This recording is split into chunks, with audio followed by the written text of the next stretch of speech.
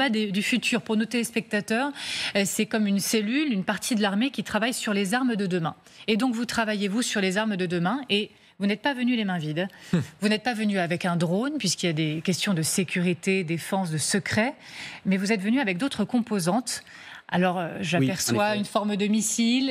Racontez-nous ce qui compose votre plateau. Tout d'abord, merci. Bonjour à tous. Bonjour. Nous, on est une entreprise qui s'occupe de répondre à un besoin un peu criant de nos armées françaises, qui sont capables aujourd'hui de produire des systèmes d'armes extrêmement complexes. Ça va du missile nucléaire en passant par l'avion de chasse. Mais comme il a été dit, on a aujourd'hui un problème majeur qui est qu'on rentre dans une ère où l'hybridité des systèmes d'armes peuvent permettre de créer des drones à 500 € pour démolir un char à 15 millions. Et on peut également créer une arme extrêmement chère, au million d'euros, qui va, à l'inverse, détruire une arme qui en vaut 20 000. C'est souvent le cas dans lequel on se trouve en ce moment. On a donc pris le contre-pied et on a regardé quel était le moyen de fabrique qui permet de fabriquer de manière extrêmement low cost. Et aujourd'hui, l'impression 3D répond à ce besoin des armées, d'abord pour s'entraîner, et ensuite, un jour, sans doute pour se battre. Donc là, qu'est-ce qu'on voit? Qu'est-ce que vous avez dans la main, par exemple? Vous voyez ici un châssis de drone imprimé en 3D qui coûte à peu près 14 centimes. Donc on est sur un vecteur, donc on est sur la coque de la voiture si vous le préférez. Il manque dessus 9 composants ou une dizaine si on veut monter sur les drones intercepteurs dont on parle ensuite.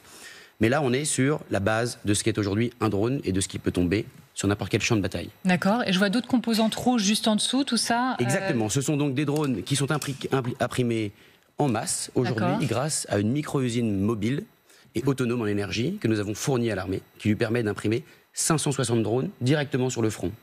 L'objectif est de réduire la boucle entre le soldat et la production, et entre la réalité opérationnelle et les vecteurs prêts à taper où il le faut. Audrey, Xavier a le droit de les prendre et de les manipuler. Évidemment, ils sont aujourd'hui en dotation au sein de l'armée de terre, et c'est une chose qui est connue.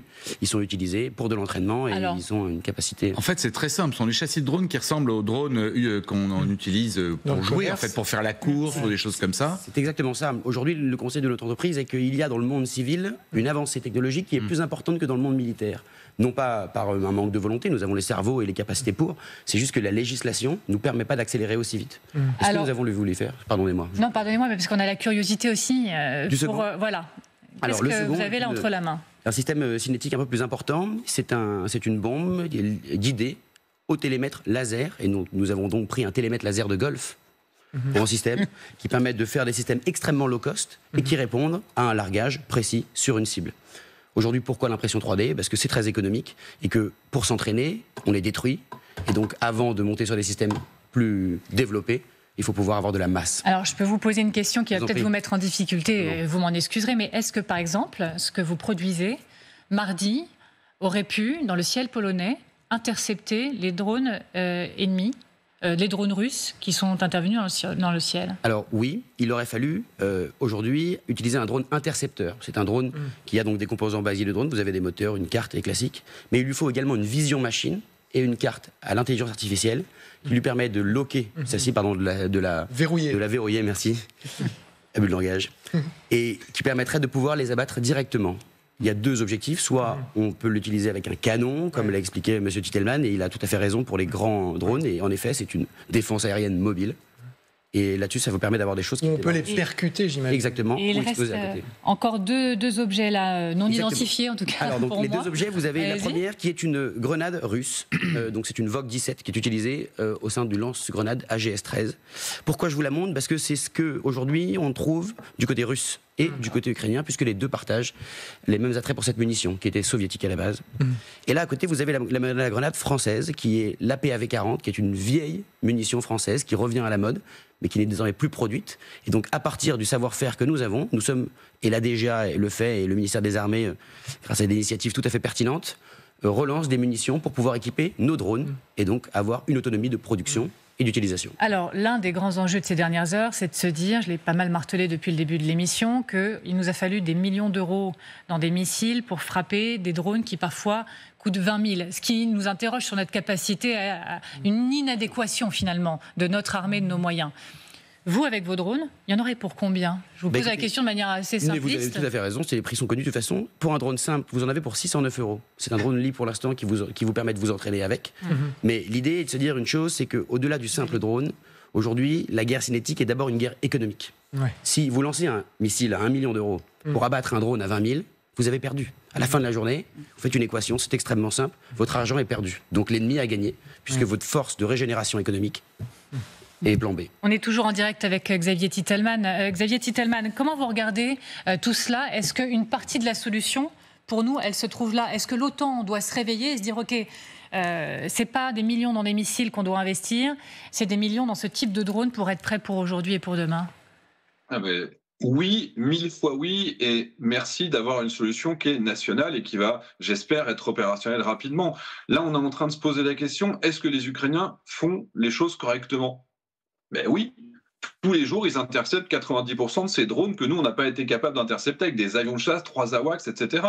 Donc évidemment, si on peut, en attendant, moi je pense que dès demain, il faut acheter aux Ukrainiens qui est déjà développé avec l'intelligence artificielle qui marche autonome à entre 600 et 800 euros avec l'intelligence artificielle embarquée. Et puis une fois qu'on saura le faire au niveau national, évidemment, c'est ces systèmes-là qu'il faut acheter de manière massive. Donc là, on est sur une première étape. C'est des systèmes qui sont ceux qu'on voyait en Ukraine à la fin de l'année 2022, mais très clairement, il faut qu'on rattrape notre retard sur les Ukrainiens. Pourquoi pas avec des partenariats? Pourquoi pas travailler avec eux sur l'intelligence artificielle, justement parce qu'ils savent déjà acquérir une cible volante. C'est pas la même chose que de taper sur un char qui va être au sol. Donc moi, je suis très content de voir des solutions nationales qui arrivent. On en est au début, au balbutiement très clairement, mais dans quelques temps, j'espère qu'on sera vraiment au même niveau que les Ukrainiens. Je vais enfoncer un peu le clou, mais regardez ce comparatif entre le coût d'un missile, parmi ceux qui ont été tirés notamment mardi dernier, et le coût d'un drone. Donc 1,5 million par exemple pour le missile Amram et le drone kamikaze Gerbera, qui aurait pu donc intervenir dans le ciel, c'est $20 000. Le monde parle d'inadéquation flagrante de notre défense otanienne. Vous êtes d'accord avec ça, Général? Oui, c'est facile de le dire aujourd'hui. Parce qu'aujourd'hui, on dit il y a quoi Faucon, il aurait fallu que. Le problème, c'est que nous rentrons dans une période de guerre haute intensité qui, notamment, appelle l'utilisation d'armes en masse, d'où les drones, et non pas des armes de type échantillonnaire, comme on l'a eu jusqu'à présent. Personne n'a pu imaginer qu'on utilisait tellement de moyens sur le champ de bataille. C'était une impasse complète, non pas parce qu'on avait fait une erreur stratégique, mais on peut dire que la guerre n'est plus possible. Dès lors qu'on vend que la guerre n'est plus possible et que pendant 30 ans, on désorganise tout l'outil de défense, quel que soit le pays, et à un moment donné, face à quelqu'un qui emploie la guerre avec tous les moyens, on se trouve démuni, il faut y répondre. C'est un peu le lot de toutes les guerres. On découvre parfois qu'on a été faible. Maintenant, la question, les délais sont là. Il s'agit pour nous de rattraper ce retard, ce qu'a dit Titelman d'ailleurs, rattraper ce retard, mais il ne faut pas non plus jeter la pierre à ceux qui étaient là avant nous. Ils ont pensé dans un contexte, le contexte a changé, il faut s'adapter. Alors, vous l'aurez remarqué, on a écrit en bas de l'écran, l'Ukraine peut-elle être un modèle pour l'OTAN? Parce que question drone, il y a un pays qui a pris de l'avance, c'est l'Ukraine, au regard de son expérience malheureuse ces dernières années. Xavier Titelman, d'ailleurs, on va regarder avec vous des images que vous avez transmises à LCI qui nous montrent comment justement les Ukrainiens maîtrisent mieux que nous. Vous pouvez nous expliquer ces images? Au milieu de l'écran, on voit un Gerbera qui est exactement le drone qui est utilisé par les Russes et qui a pénétré donc la Pologne. Et nous, on se trouve là dans un drone kamikaze, un FPV, exactement comme ceux qui ont été présentés sur le plateau. Et on cherche à rentrer en collision avec ce drone. Pour vous donner un ordre d'idée, là, on voit un deuxième drone qui arrive et qui tente de rentrer en collision. Là, il va exploser. Et donc, c'est un échec pour ce premier essai. Il y a un deuxième drone qui va arriver, ce sera un deuxième échec. Et nous, on est dans le troisième drone qui va rentrer en collision avec lui. C'est-à-dire qu'avec des drones qui vont coûter entre 500 et 550 euros, on arrive à détruire ces équipements. Là, il faut 3 tentatives, parce que c'est quand même pas facile. C'est du pilotage manuel dans le système qu'on voit ici. La génération suivante, c'est quand il y a de l'intelligence artificielle qui est directement embarquée à bord de du drone dans lequel on se trouve. Et là, c'est autonome, ça va tout seul à l'impact. Et en réalité, dans l'écosystème, pour les drones qui volent très haut comme celui-là, ils ont été largués par un drone porteur. En fait, on a des porte-avions dans la marine. Et ben, il y a des porte-drones qui vont voler. Donc, c'est des drones beaucoup plus gros qui vont monter comme ça jusqu'à 3000 mètres d'altitude parce que les petits drones tout petits, en réalité, ils ont des difficultés à monter si haut. Donc, il faut imaginer, ça, c'est un équipement au total pour taper ce drone, pour le détruire. Ça a coûté 2000 euros avec 3 drones.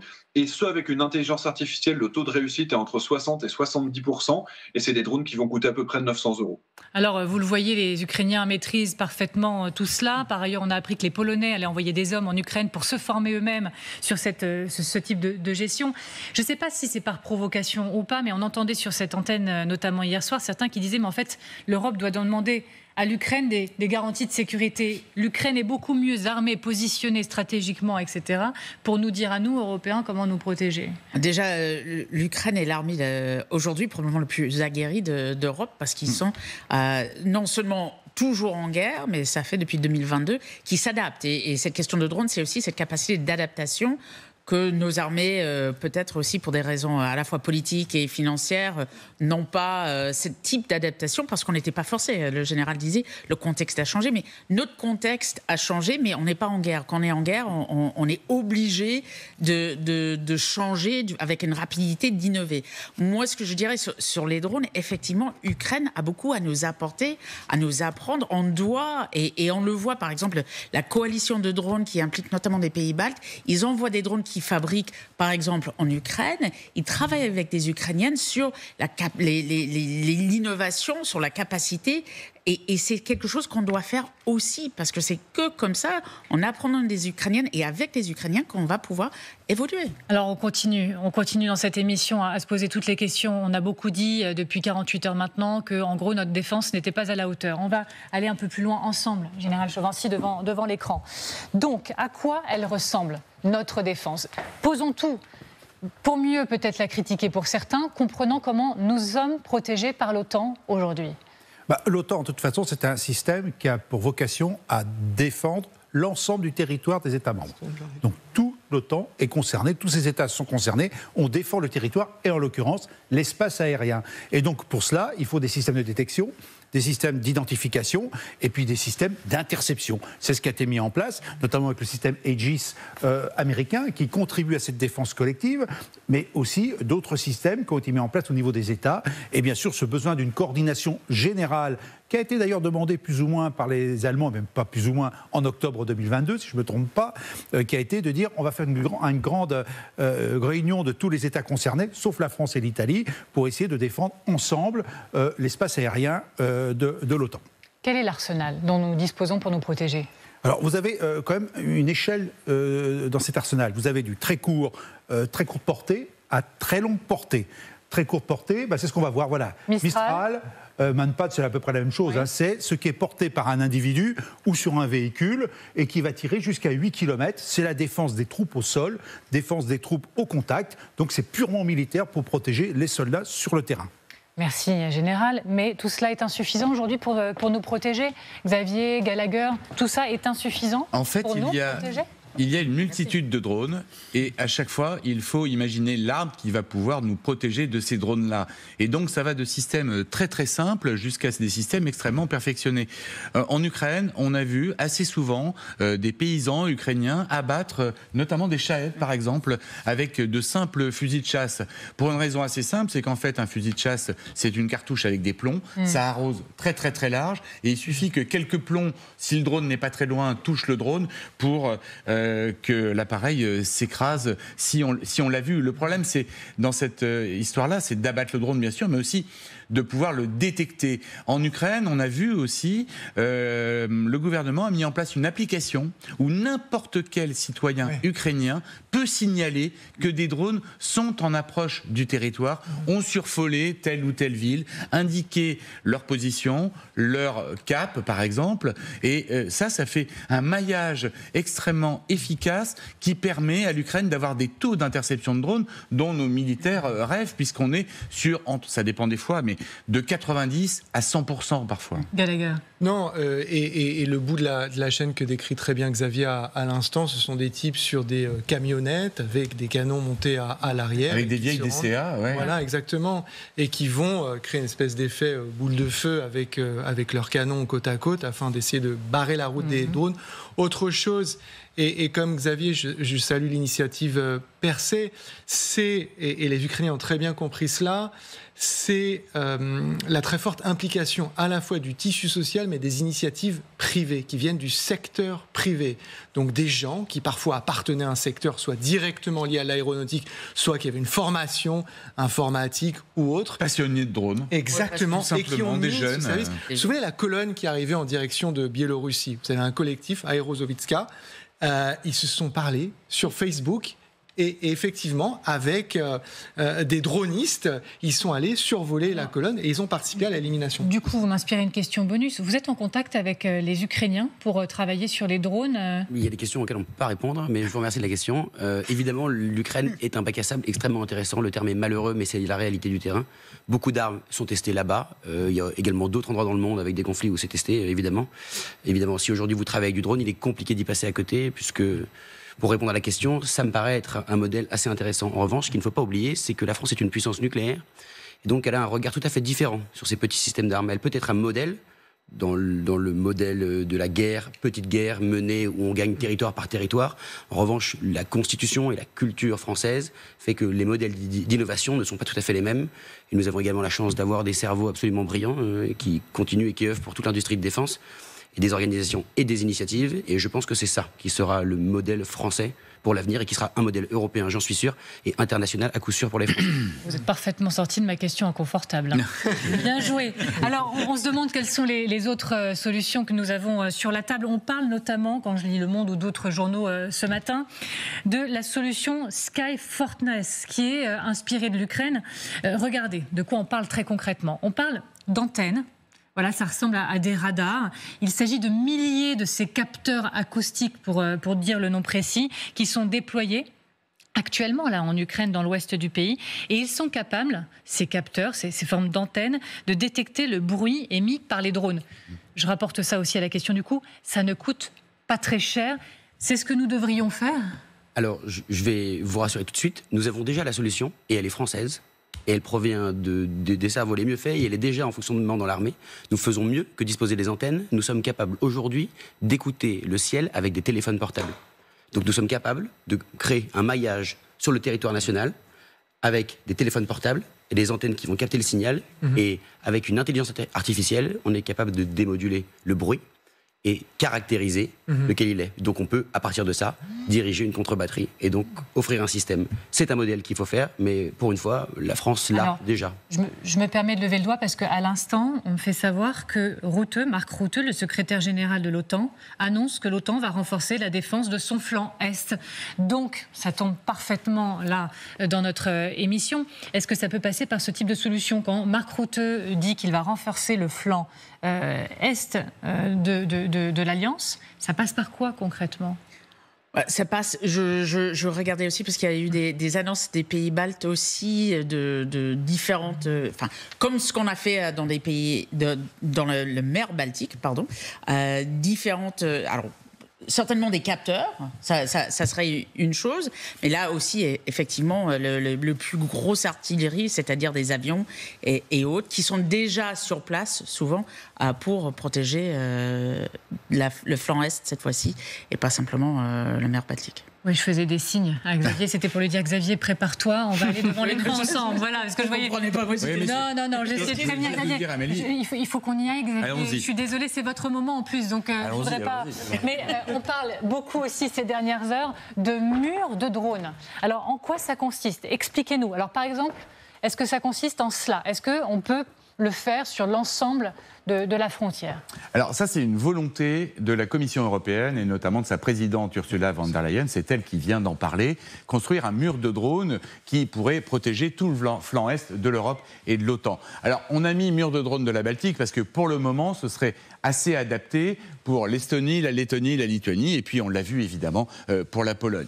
Il s'agirait de disposer tout le long de cette ligne qui pourrait pour certains être un peu une ligne Maginot ou alors un mur de l'Atlantique, d'une multitude de drones, intercepteurs de drones. Exactement les images qu'on a vues avec Xavier Titelman, disposer en masse des drones qui permettraient d'intercepter les drones en provenance de Biélorussie, voire de Russie, puisqu'il y a des engins très très longue portée. Alors ensuite, la ligne pourrait aller jusqu'à l'Ukraine pour protéger, là on est dans un autre monde, mais le ciel ukrainien, si jamais nos dirigeants en prenaient la décision dans le cadre d'un espace aérien fermé pour les Russes au-dessus de l'Ukraine. Ce mur de drones ou de détection de drones, Xavier, est-ce qu'il pourrait aussi s'envisager pour la protection des sites sensibles ?